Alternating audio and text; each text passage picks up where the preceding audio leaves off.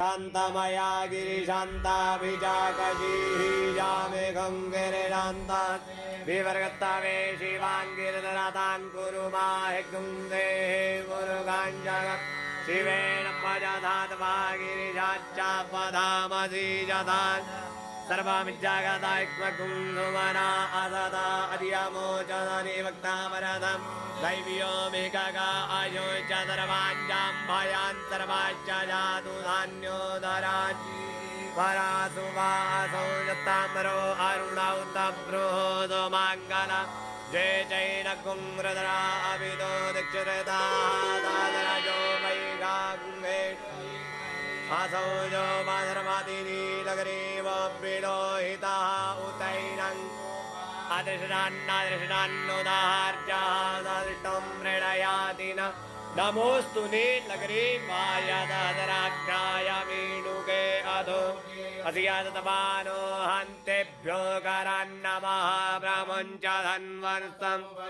राज्ञोर्जां माजाशते अस्तैखमः परातामगमो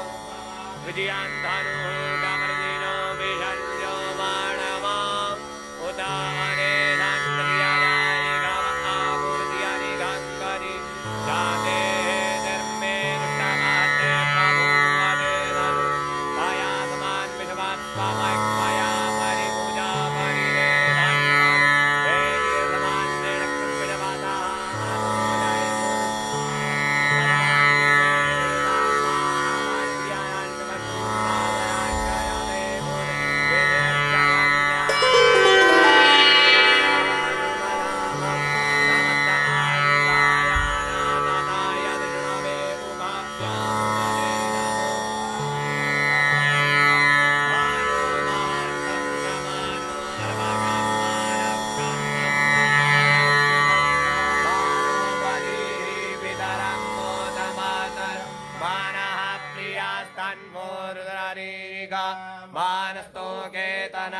मान आयुखिमानो गोकुमानो अश्वे खुरीरिकः मानो वीरान्नदराभामि